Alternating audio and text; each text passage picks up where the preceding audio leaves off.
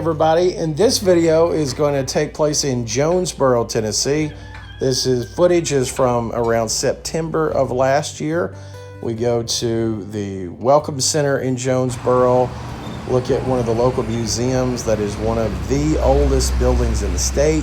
Jonesborough itself is the oldest city in Tennessee.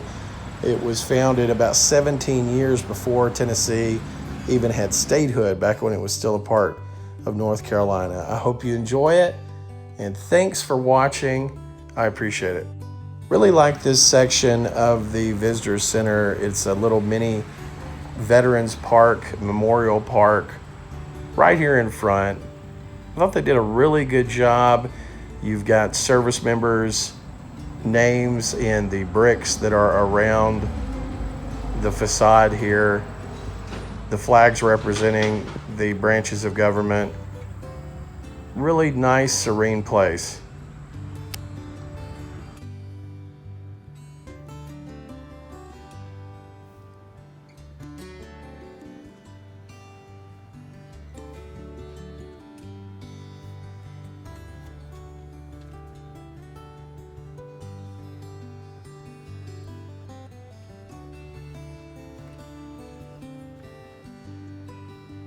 As with any young town, as it started to grow, Jonesborough would have to think about infrastructure, things like the ability to fight fires, the early days of phone and the electrical systems in town, how to just have fun, what the average house looked like.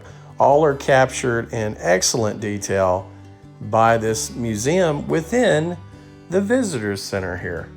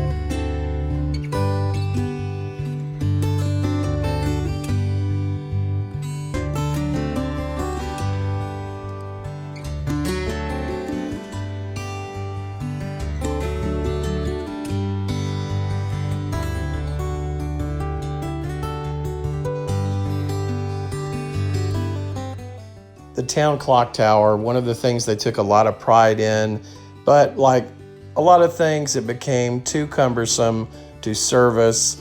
You just ran out of people that could actually do it. So when they made the change to take it down, it actually sat in the yard of a local person for a long time. It's been restored and now has a place of prominence.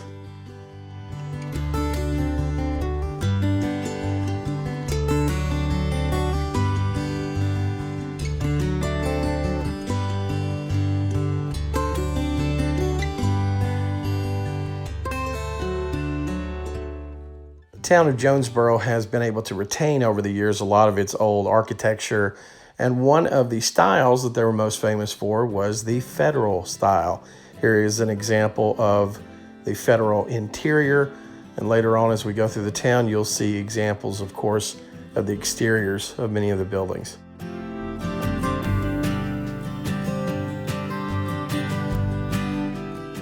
And of course on display here is a lot of tools of the trade of the pioneer, and the gun was a very important part of your life. It's how you hunted, it's how you protect yourself, and here's an example of one of the long rifles of the area.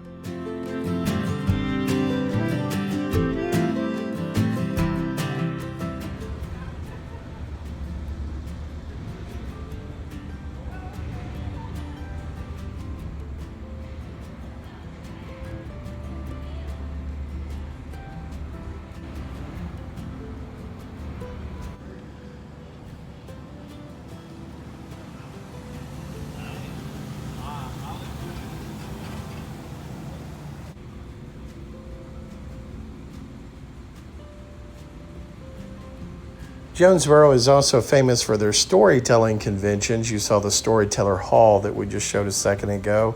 And right off of that, right behind it, is this nice little park, just right in the heart of downtown.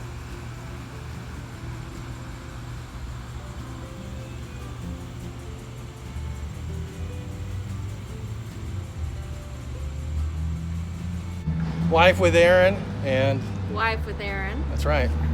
We are in the oldest city in the state of Tennessee, Jonesborough, and we are actually in front of the oldest building in the state of Tennessee. This one actually dates back to the 1700s.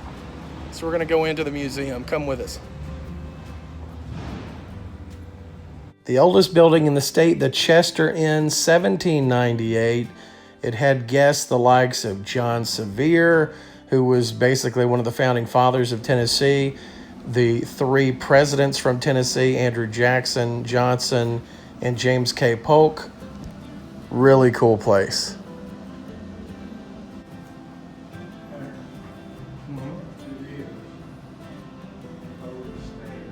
So good.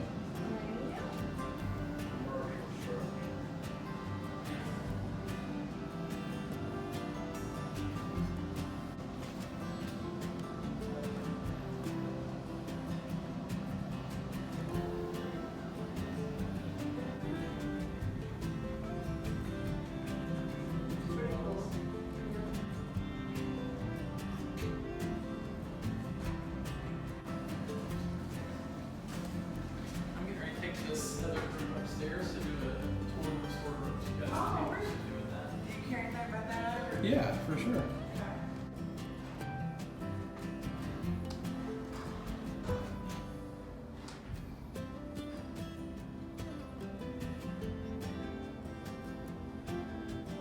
Except for some of the fireplaces. Okay. Everything else is either a modern reprint, such as the wallpaper and light fixtures, or is something from the 19th century brought in. So things like the cabinet, the china and silverware, even the floorboards and the mantles sort of fall in that category. But the building is just sort of what it looked like in 1890. And the base mostly on the outside.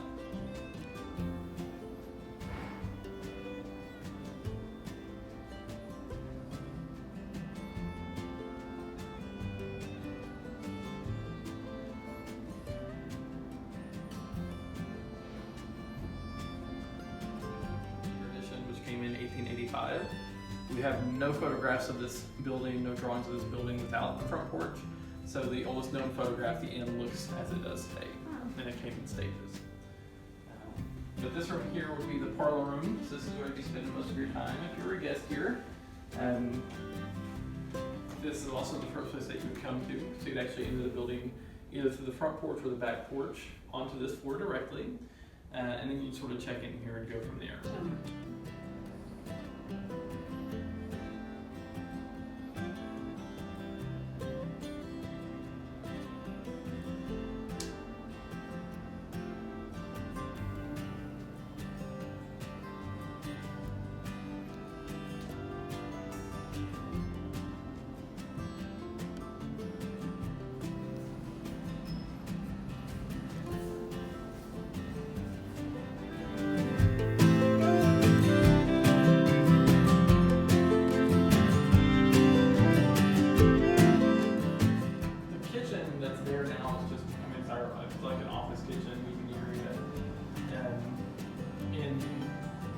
Dining room is just a big open space, so we use it for like field trips and programs. It's a great spot. That's in the 1970s and 1980s. It was the whole first floor was the town library, and there was an insurance office out here. In the 1930s, there was a sandwich shop on this side. On their records, it might not be the case. But they never used rope beds. The beds that they always had here were sort of framed feather mattress beds, even as late as the 1700s, which is a little strange for this area in that time period. Yeah. But they always advertised that they had like the finest things and best comfort and all that sort of stuff. Because you know the. Now that you have heat and air. Yeah. Well, yes, that helps, but it would also help. I mean, it doesn't stay cold throughout winter, but it gets pretty cold around here. So it helps to regulate the temperature both ways, both summer and winter. Summer you can crossbreed pretty easily. But there was also an attic above us, so this is the lowest ceiling. There was a usable attic space above us. We think that was the enslaved quarters in the early 1800s. So these beds were made in 1893. Actually, by the guy that's pictured on the bedside table, he made them as a set and as a wedding present for his daughter.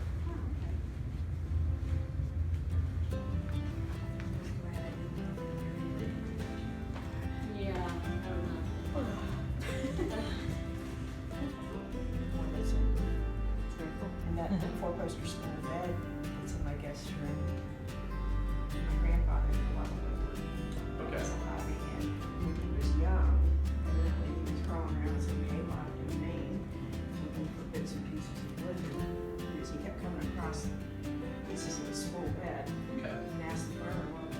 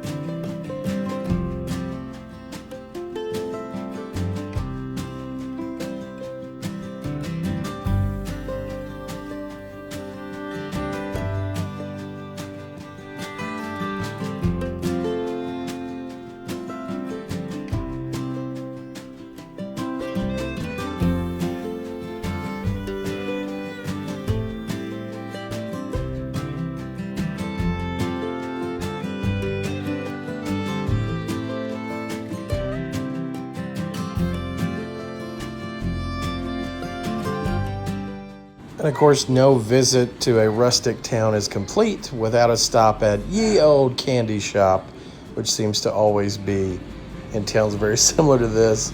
And this is a cool one. Yes, sir.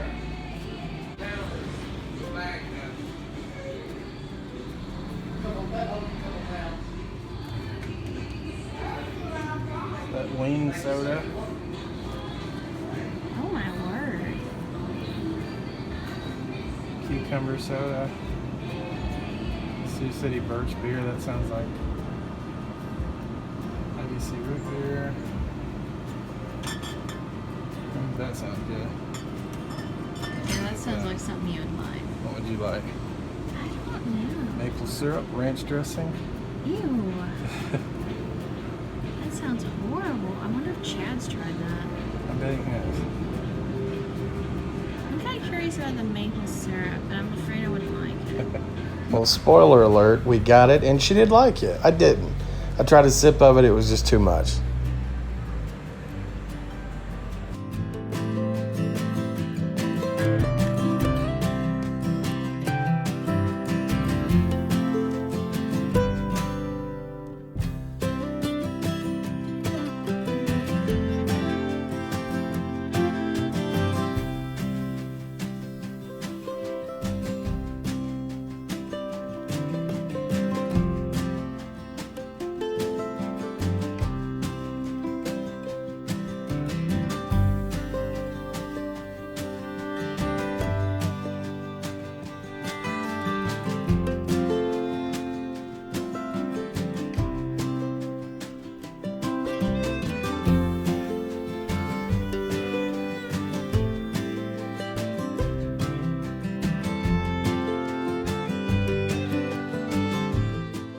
The next house we're going to show you is the Christopher Taylor home. He was a soldier in the late 1700s.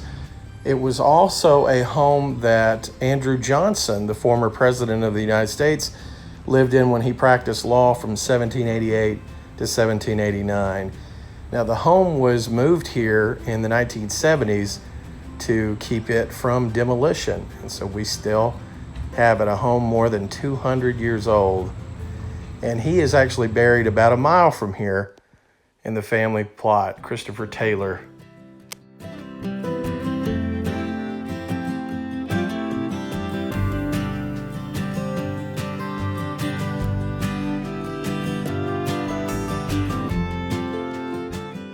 Now, East Tennessee was heavily Unionist, heavy anti-slavery, and this location right here was the home of the very first abolitionist newspaper that was speaking out against the practice of slavery and doing everything that they could, these local people, to bring about its end.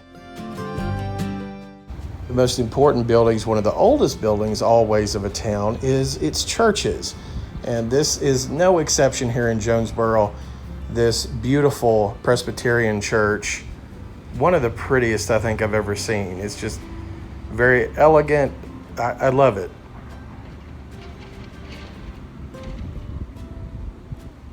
Well, thanks so much for watching. And if you ever find yourself in Jonesborough, well, feel free to come in, sit a spell. The people are great, and it's a really cool part of the state. Have a great night, everybody.